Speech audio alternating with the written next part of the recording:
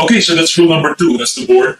We're now moving to rule number 3. We're now about to talk about the exam, licensure, how to get licensed, how to become licensed architects. Okay, the law says that the examination is required. No, it's very simple. Nakalagay dito, lahat ng gustong maging arkitekto dapat pumasa sa exam. Wala siyang minimension na ibang way. Walang non-exam way sa batas, at least in our law. I don't know about the other professions, pero sa batas natin, ito yung nakalagay. Examination is required. In order to get license, you have to pass the exam. Okay? So, that's easy, right? You have to pass the exam to get license. Ang mas complicated question, well, not complicated, mas mahabang discussion pa yung sino ba pwedeng mag-exam? Okay? So I think qualifications for people who desire to take the exam, like you guys, you want to take the exam. So according to the law, the qualifications are the following. 1, you must be a Filipino citizen, or kung hindi ka Filipino citizen, you must be a citizen of a foreign country who is qualified to take the exam. Okay? This first thing is important because this tells us that foreigners may take the exam provided that they meet the qualifications. There are qualifications, like reciprocity, we'll discuss this later. Pero ang point is, hindi restricted to Pinoy ang board exam for architects. Okay? Other qualifications, you must have good moral character. Okay? Hindi naman, I don't think na kailangan mo submit ng certificate of good moral character, but double check na lang lagi yung list. Required ka rin, obviously, graduate ka ng BS Architecture. Okay? And you know this very well, you must have 2 years of diversified architectural experience certified by a registered and licensed architect, your mentor. Ito yung apprenticeship, the 2 years, the 3,840 hours or something. If you happen to have a master's degree, it's going to be credited as 1 year of experience and 1 year na lang yung kailangan mo. But for everyone else, 2 years yung kailangan nilang ma-earn na experience. And of course, you must never have been convicted of any criminal offense involving moral turpitude, which is probably the reason why we're required to secure an NBI clearance for the exam. Now, speaking of the NBI clearance, ano yung required documents? Take note that this is in the IRR and pwede itong magbago, pwede itong padagdagan kung gustong dagdagan ng PRC or ng PRBOA. Pero ang nasa IRR are the following. NSO birth certificate, very basic. NSO marriage contract for married females. This only applies to married females because, I mean, you might think it's a bit sexist, and it probably is, but the reality is a lot of females in our country change their last names when they get married. So medyo, I think that's the reason why this is required. Others, college diploma that indicates your date of graduation. TOR, transcript of records, that also indicates your date of graduation. The logbook form, the accomplished diversified training forms, TT form 001 and 002. But yeah, in any case, the logbook is a requirement. Kasama of course sa logbook mo yung affidavit ng mentor mo, including photocopy ng kanyang PRC ID, PTR, and IAPOA receipt. Okay, others, NBI clearance, and other documents that the board may require. I'll be honest, I don't know if there are other documents that the board requires, but that's the minimum list required. Pero yes, pwedeng dumami pa yan, pwedeng madagdagan if the board sees na kailangan dagdagan. Okay, let's talk about fraud in application. So you applied and you committed fraud. You lied about something in your application. Okay. If you are caught committing fraud, if you get caught, the board may refuse to renew your license. The board may suspend or revoke your license if you obtained it through fraud. If you obtained it by false swearing or any misrepresentation in your application, like you submitted a fake diploma or you submitted, a forged document or whatever. Okay, so pwede kang bawian ng lisensya pag nahuli. Now, what are the subjects for the exam? I won't read the entire long description, but I'll just read the headings. Of course, history of architecture is there. Theory of architecture, basahin nyo na lang, pero I suggest basahin nyo yung syllabus kasi this one is very broad. Yung syllabus mas detalyado. Theory of architecture, of course, architectural practice, theory and principles of planning, kasama yan sa subjects, structural design, materials and construction, utilities, urban design, architectural interiors, design and site planning, and I think that's the last one, design and site planning. So those are the subjects. Sorry, hindi ko na binasa yung detailed descriptions about the sites. Pakibasa na lang on your own. Pero those are the primary subjects according to the law that must be covered by the exam. Now, can these subjects be changed? Can we add to them? Can we deduct or can we remove some of them? Yeah, the syllabus can be revised. Essentially, that's the question. Can it be revised? Yes. Sino pwede mag-revise? The power to revise the syllabus is in the PRBOA. The PRBOA, of course, subject to the approval of the PRC, the PRBOA may revise or exclude any of the subjects and their syllabi and add new ones as the need arises. So if anyone has the power to change the syllabus of the exam, it's the Board of Architecture. Now let's talk about how to pass. What score must you obtain to be considered as having passed the exam? Nakalagay dito, your weighted general average must be 70%, and you must not have a grade lower than 50% in any given subject. Okay, so those are the two things. No grade lower than 50 in any subject, and overall average, weighted average is 70%. I'll quickly explain this for those who don't really understand kung ano ibig sabihin ng weighted average and ano yung no grade lower than 50. Yung weighted average is, you need to understand that there are, after you take the exam, you will receive your scores. Okay? You will receive 3 scores and then a weighted average at the bottom. Okay? What are the 3 scores for? The 3 scores are for the 3 questionnaires that you answer for the exam. You get 3 questionnaires. You get the first questionnaire on Friday morning. I'm assuming Friday and Sunday yung exam. You get the first questionnaire on Friday morning. That questionnaire covers history of architecture, theory, check nyo na lang yung subjects for the morning. So that's the first questionnaire.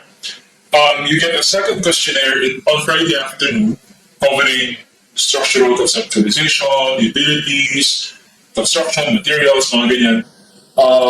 That's your second questionnaire. And then the third questionnaire is given to you on the second day, on Sunday. Full day siya sasagutan. Ito naman yung about design. Okay? So, when you pass the exam, so we're saying when, not if, because we know you're going to pass. When you pass the exam, you get 3 scores. 1 score for each of the 3 questionnaires. Okay. Now, why do we say weighted average? We say weighted average because not all questionnaires have the same weight. Hindi yan 1/3, 1/3, 1/3. Kasi no questionnaires equal weight. No. The first questionnaire, Friday morning, is worth 30% of your grade. The second questionnaire, Friday afternoon, is also worth 30% of your grade. And then the last questionnaire, the third one, the Sunday questionnaire, is worth 40% of your grade. That's why sinasabi natin, weighted average. Kasi hindi siya simple average. Iba-iba siya ng weight. Pinakamabigat. Yung second day, yung third questionnaire. Okay? Now, to make matters a bit more complicated, the questionnaires are not the same length. Some of the questionnaires have more questions than others. The past few exams, the shortest questionnaire is usually the Friday morning questionnaire. And then ang weight niya is 30, 30, 40. Okay? If you think about it, I realized na pinaka-mabigat, like if we're talking about weight, percentage weight lang ng bawat isang tanong, mabibigat, I think lumalabas yung Friday morning.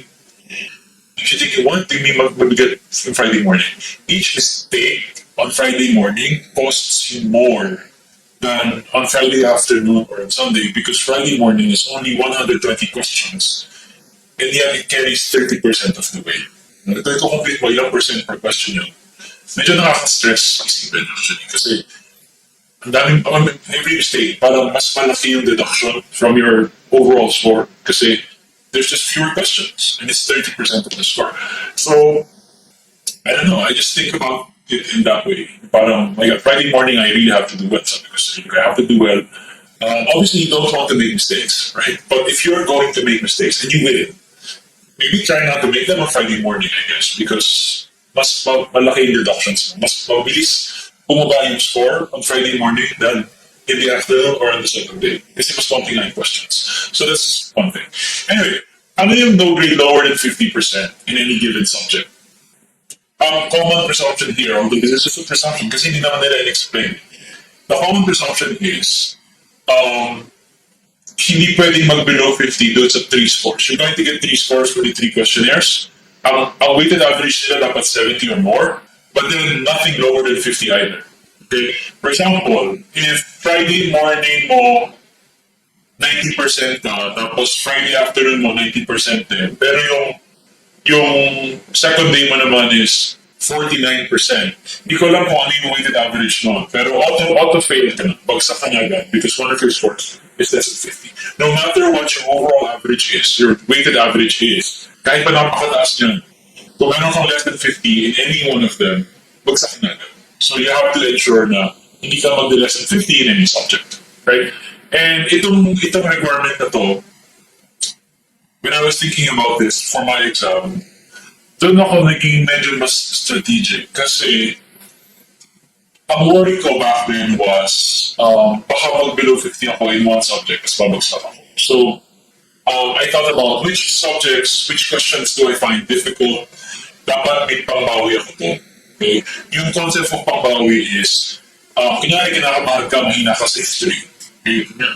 Ako. Worry ko back then was baka mag-below 50 ako in one subject as pabagsak ako. So, I thought about which subjects, which questions do I find difficult. Dapat may pangbawi ako to. Okay? Yung concept of pangbawi is, kunyari kinakabahan ka, mahina ka sa history. Okay? Ako. Worry ko back then was history, utilities, ganyan. The usual stuff. Kasi those things, napaka-broad nun eh. I was worried about history. So I knew I had to do well in Prof Prac. Why Prof Prac specifically? Bakit Prof Prac and Pambawis history? Because those two subjects are part of the same questionnaire. I don't want to score lower than 50 in this questionnaire. So kung mahina ako sa history, dapat galing kay Prof Prac. Okay? Kung mahina ako sa Prof Prac, dapat galing kay history. Okay? Hindi pwedeng ang pang-rescue mo ng history is plumbing. Because plumbing is in a different questionnaire. Okay? It's in the Friday afternoon questionnaire. You have to think about the exam in this way.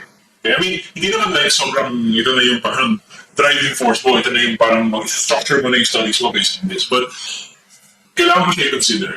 Okay? Because some students think, okay, medyo mahina ako sa ganitong subject, pero kaya ko naman bawiin with materials and construction. Okay? So we could have this, yeah, sure, panghatak yan. Pero, how about the other thing? Yung you can't score lower than 50. Okay. It's especially concerning if all of your weaknesses are in the same questionnaire. Like, but you're good at these subjects and you're bad at these subjects, and all of the subjects you're bad at are the Friday afternoon questionnaire. Hindi pwede yun. Eh, kailangan galingan mo dun sa iba in the Friday questionnaire. Kasi yun nga, we're scared, baka mag-less than 50 ka na. Kahit ma-perfect mo yung dalawang questionnaire, kung lower than 50 ka na sa isa, auto-fail. So, yun lang. Okay? So, yun. I just explained this, take that as you will. Basta ako, ang main takeaway ko din was, dapat may pangbawi sa bawat subject ng each bad subject, dapat may good subject ako, no, in the questionnaire. Extra care, I guess, Friday morning. Kasi fewer questions in it. Extra care. The worst part about Friday morning is, I knew I had to do well, but it's also the first questionnaire, so it's parang you're the most kabado on Friday morning, so and that affects kasi how you perform. You're paranoid, kinakabahan ka, ganyan. So you probably are not going to do well on Friday morning. I knew that was going to be my lowest score, and it was my lowest score actually. When I got my scores back, that was my lowest score. But yeah, you have to do well on Friday morning, and a lot of people kabado on Friday morning. So, anyway, good luck. I'm just glad I'm done with it. It's 7 years ago. I don't really care about it anymore. But I can imagine how stressful the idea must be for you guys. But anyway, everyone goes through the same thing. There's nothing special about you getting scared. If you're scared now, it's not the end of the world. We were all scared. Everyone gets scared. It's normal. Okay. Anyway, so yeah, suppose you pass. What happens? Well, after the exam, first of all, they must release the results, right? How quickly? Nakalagay sa batas, within 30 calendar days after the exam, dapat lumabas yung results. As you know, the board does not usually take this long to release the results. It's just a matter of days. Usually in less than a week, the results are out. So that's not an issue, this one. And ganito, some people might care about this because I cared about this. Nakalagay sa batas, after the results are released, the board will mail you, will send by mail to you the rating that you receive at your address using the envelope that you submitted during the exam. One of the requirements for the exam, at least back then, was may envelope ka na isa-submit. And they're going to use that envelope to mail to your house, your address, your scores, your printed scores, right?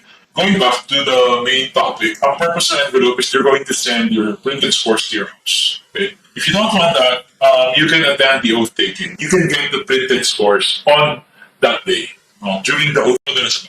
Kasi if you don't claim it, they're going to mail it to your house. Okay, so oath is a requirement. You must take the oath before you can enter upon the practice of the profession. After you pass, you take the oath. That's what the oath taking is for. And the law says naman about the issuance of the license. Again, you receive two documents. When you pass, when you get licensed, you receive your COR and your PRCID. It's going to be issued to you after you pass the exam. We said this already, but we'll reiterate it. The certificate does not expire. It's not scheduled to expire. It doesn't expire regularly. It remains in full force and effect until it is withdrawn, suspended, or revoked. But the PRCID expires every 3 years. Okay, and to renew, you have to pay the annual registration fees with the PRC. And again, because of the CPD Act of 2016, you also have to have enough points to renew.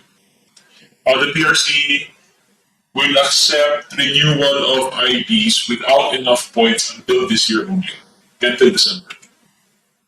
Okay, roster of architects, very quickly lang. There is a roster or a list of all architects in the Philippines. They're part of the list. This list is prepared and updated by the board, and this is a public list. In fact, this list is online. Somewhere in the PRC website, merong part you can verify licenses. Okay, so this is often used by human resources, HR people who are trying to confirm yung kine-claim na license ng mga aplikante. So basically, you just enter any profession that the person is claiming, you enter the name, like totoo bang architect yung person or not, or whatever profession, may ibang professions. Pero yan yung roster. That's the idea of the roster. It's a public list so that the public knows sino-sino ba yung architects. Let's talk quickly about the seal. Okay, all architects are required to sign and seal contract documents. The seal is standardized. Now, there is a standard seal for architects. It's the board that's prepared the standard design. Now, nakalagay sa batas na no officer or employee of the, let's just say the government, no officer, employee of the government can accept architectural plans that have not been prepared in full accordance with RA 9266. Ang simple version nito is, ang architectural plans dapat signed and sealed by an architect and not other professionals. Dapat arkitekto ang nakapirma at nakaselyo. Pag hindi arkitekto, hindi dapat tinatanggap ng gobyerno, ng LGUs basically. Okay, so yun yun.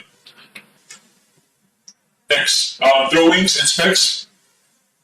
They're our intellectual property, bawal kopyahin, bawal gamitin, bawal i-duplicate without our consent, which is basic. Okay? Ito yung pinaka-explicit statement.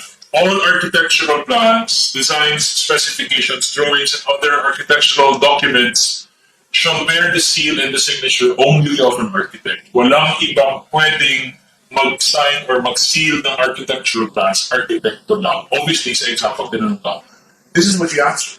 In fact, there have been exams na ganyan kasi may tanong. Sino ang dapat mag-sign ng architectural plans? The answer is architect. It's so obvious. It almost seems like a trick question. And there was one batch na parang nag-worry sila baka doon trick question kasi 3 times tinanong. Sino ang dapat mag-sign and seal ng architectural plans? Architect, civil engineer, blah, blah, blah, blah, blah. Of course, you'd answer architect. But then they asked it 3 times. And after the 3rd time, you start to question the reality, I guess.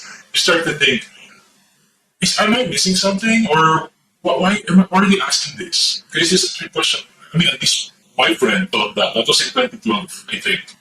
But I think the reason they did that was medyo kasagsagan nung debate with the civil engineers.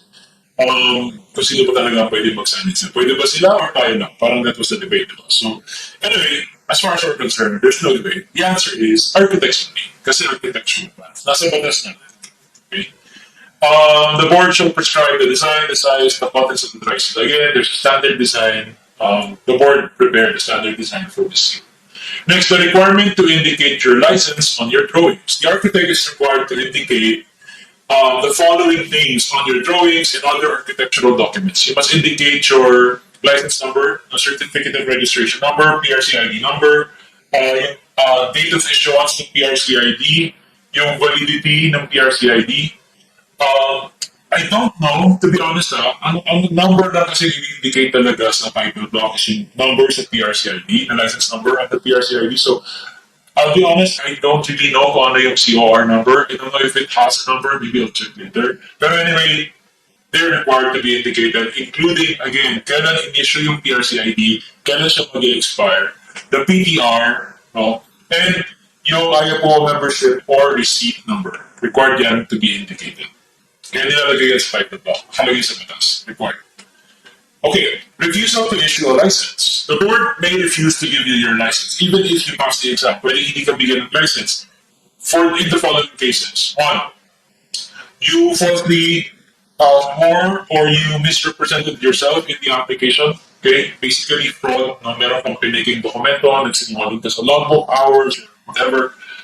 Pwede kang hindi bigyan ng license. Second, you were convicted by a criminal offense involving moral turpitude, or you're guilty of immoral and dishonorable conduct. You are of unsound mind. These are the grounds. If you are not given the license, so you pass the exam but you weren't given the license, the board will send to you a written explanation why you were not given your license. However, nakalagay sa batas, political offenses should never be grounds to not issue a license to you. Suspension and revocation of your license. Okay, so the board has the power to suspend or revoke your license on the following grounds. So, again, ulit-ulit to, fraud in your application. Okay, nagsinungaling ka, nagdaya ka, nag-cheat ka sa exam, you submitted fake documents, whatever. Next, gross negligence or incompetence. License ka, but you're like grossly incompetent or negligent, hindi mo alam gawin yung trabaho, etc. You're guilty of unprofessional or dishonorable conduct, no, grounds din. Umima ka ng plano na hindi mo naman ginawa or hindi naman ginawa under your immediate supervision, grounds yan to suspend or revoke your license.